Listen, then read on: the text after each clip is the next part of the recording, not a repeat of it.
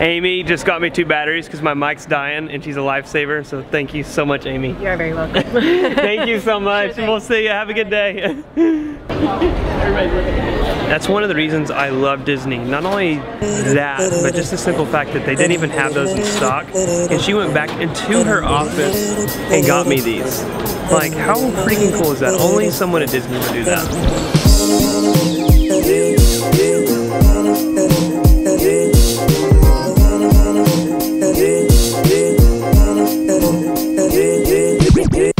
Good morning from Disney's Magic Kingdom. Kyle's last day here, so me, Emily, and Kyle are gonna have a little bit of fun. He's going home early because he misses his girlfriend and he is a pansy. Wah. For all of you that did not know, if you are walking down the middle of Main Street, right here, there is a Starbucks right there, and that's where we're gonna go into.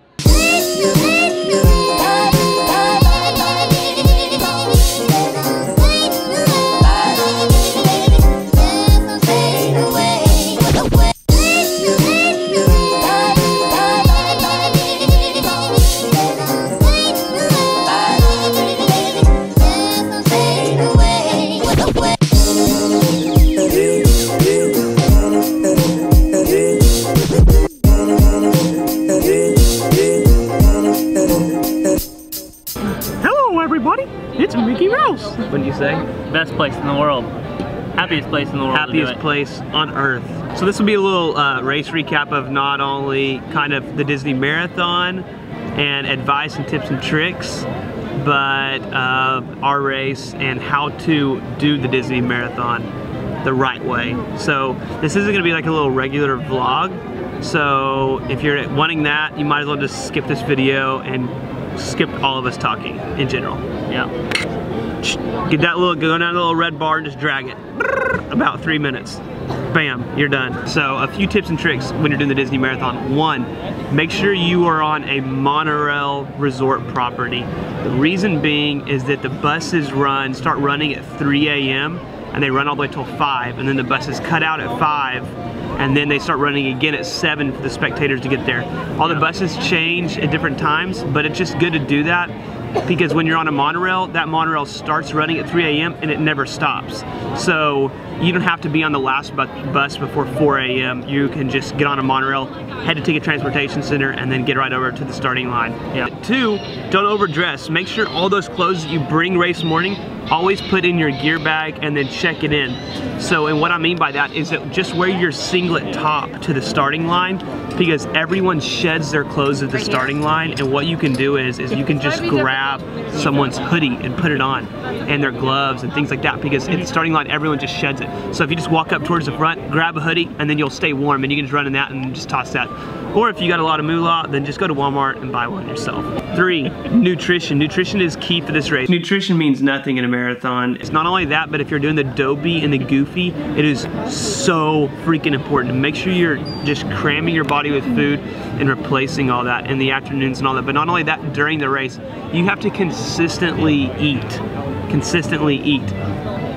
And one example I have is I didn't even train for this marathon. I just randomly did it with Kyle, and the only way I made it through that was with nutrition.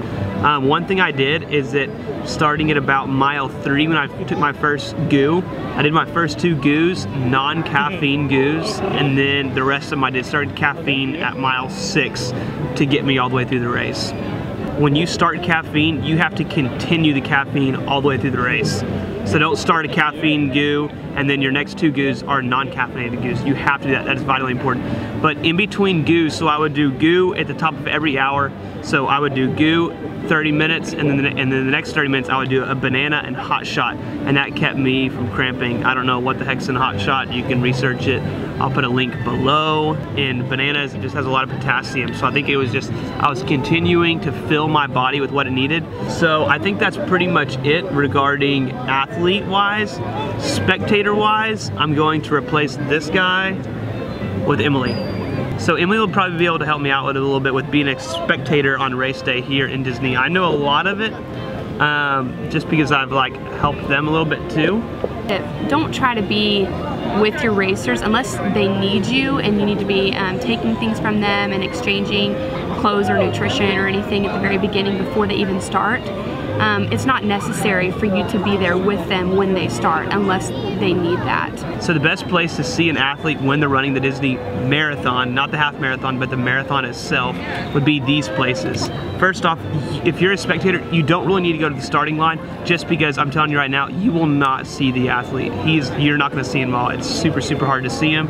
You can see from a distance, but you're not going to know where they're at. So the best place to go for the first time to see him is at the Ticket Transportation Center. And the reason being is that's where the monorail goes, and you can get on the monorail, get all the way over to the Ticket Transportation Center, and then walk away from the crowd. There's tons of people right there. Walk towards the runners as far as you can, and then you can stand out, you can see your runner. Best way to track an athlete during a marathon is have them take their phones with them if they have an iPhone, which iPhones are the best, and then share their location, because then you can see where their location's at and stuff like that. So make sure you do that, because that is a key thing, because then you can see where they're at all times. The Disney app, the marathon app that they give you, we've had experience with it lagging, so that's why we think just following or sharing your location on the iPhone and messages is a lot easier to track someone than the way that the app lags to find them. So you're like 2 steps ahead of everyone else. Ticket Transportation Center is the first best place to see them. I would avoid Magic Kingdom at all costs, just because it's super cool experience for the athlete to run down, and it's very hard for them to try to pick out someone in the crowd because there is so many hundreds of people. It's very hard. So the first place that you would see them is mile 4 or 5, right around Ticket Transportation Center. From there, as a spectator, you're going to get on the monorail and ride it around to the Polynesian. As the Polynesian is another good place to see them. There's not that many people. It's right after Grand Floridian. And it's right after Magic Kingdom as well. And it's right after Magic Kingdom, and that's going to be right at a mile 7 is where you'll see them again. And then from there, you'll ride the monorail back to the Ticket Transportation Center and get on a bus to ESPN Wide World of Sports. Now, time out on the ESPN, take a monorail from Ticket Transfer to Epcot, and then you have to hop on a bus to ESPN Club. That's a great place to see them, just because they are like dying when they go through ESPN Club, so it's really encouraging and uplifting to see them there. So after you see them at Polynesian, you're going to hop on the monorail to get back to the Ticket Transportation Center, take the monorail from Ticket Transportation Center back to Epcot, and then you're going to get on the bus that goes to ESPN Wide World of Sports. So from my understanding, they actually weren't having buses run back and forth between ESPN Wide World of Sports, but next year I'm sure they will. It was just kind of a misunderstanding this year, but in the past, all previous years they did, so take advantage of that if they have it. If they don't, then they don't, but that is a very good spot. Now here's another huge tip. In previous years, it's actually been pretty easy to get to the bleachers to watch the finish line, but they've actually made it a little bit more complicated now that they've started giving more access to the cheer squad. The cheer squad is something that you can purchase in advance to get more VIP locations.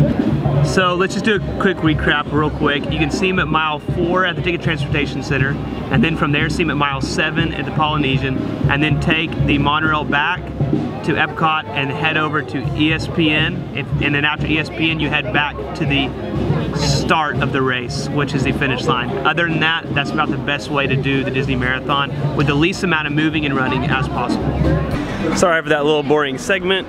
If you have any more questions regarding all that, then just ask me in the comments below and I'll give you any information you need. I'll do my best to reply, in which I sure I will, and help you out in any way possible to make your Disney Marathon experience the best.